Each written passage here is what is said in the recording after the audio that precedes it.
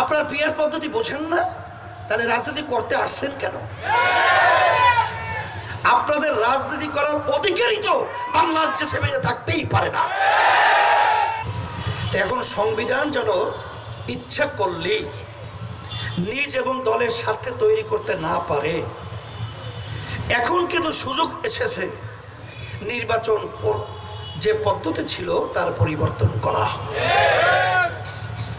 সেই নির্বাচন পরিবর্তন পদ্ধতি হলো পিআর সিস্টেমের নির্বাচন।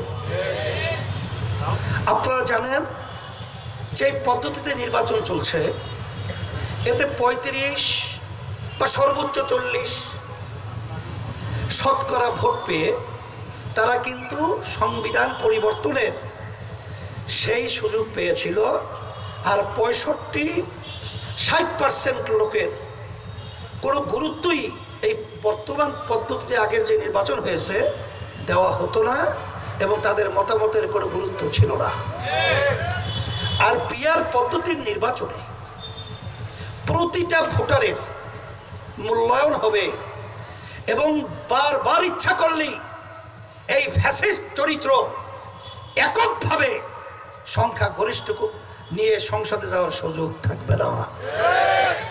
এর জন্যই এক শ্রেণীর যারা নাকি বিভিন্ন সময় নিজেদের স্বার্থ, দলের স্বার্থকে অগ্রাধিকার দিয়েছে, দেশের স্বার্থকে ভুলুণ্ঠিত করেছে, তারা এই পিআর পদ্ধতি বোঝে না। তারা বলে পিআর পদ্ধতি খায় না, মাথায় দেয়। আমরা বলবো পিআর পদ্ধতি খায়ও না, মাথায়ও দেয় না। পিআর পদ্ধতির মাধ্যমে এই দেশ সুন্দর তৈরি হয়, মানবতার কল্যাণ হয়, মানুষের অধিকার বাস্তবায়ন হয়। আপনার পিআর পদ্ধতি বোঝেন না, তাহলে রাজনীতি করতে আসছেন কেন? আপনাদের রাজনীতি করার অধিকারই তো বাংলাদেশে সেবে থাকতেই পারে না।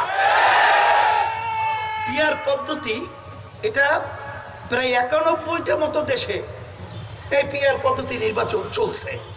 আপনি বলে বোঝেনি না, খায় না, মাথায় দেয়।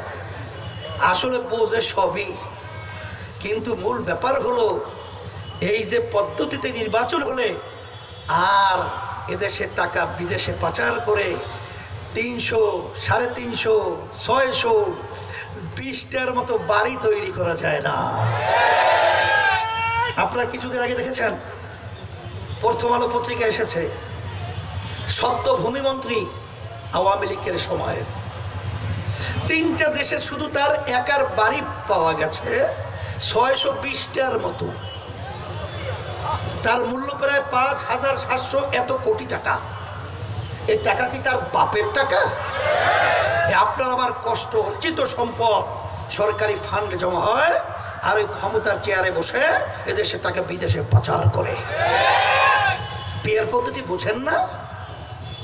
বোঝে সবই, কিন্তু হাজার হাজার ভাইদেরকে মিথ্যা কেসের মাধ্যমে তাদেরকে দমন করার এই প্রক্রিয়া চালানো যায় না।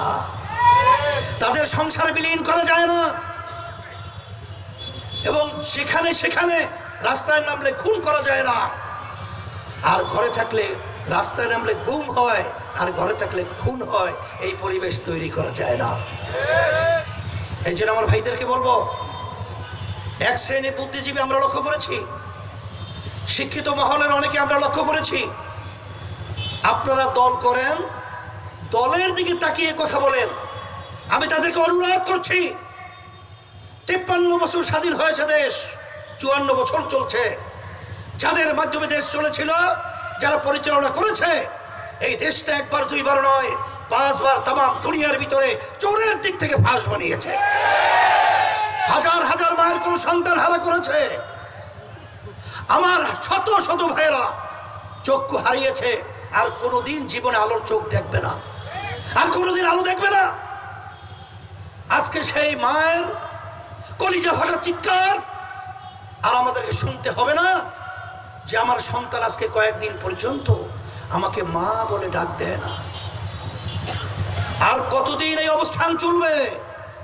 এই জন্য আমি সর্বমহলে, সর্বশ্রেণীর আমার সাংবাদিক বন্ধুদেরকে, প্রশাসন ভাইদেরকে এবং শিক্ষিত আমার বাজানদেরকে এবং সর্বমহলে সর্বদিক থেকে আওয়াজ তুলতে হবে, এই দেশ আমার, এই দেশে আমি জন্মগ্রহণ করেছি, এই দেশ সুন্দর করার দায়িত্ব আমার রয়েছে। চাঁদাবাজদের জায়গা বাংলার জমিনে হবে না, খুনিদের জায়গা বাংলার জমিনে হবে না। আমাদের দেশের টাকা বিদেশে পাচার করতে দেওয়া যাবে না।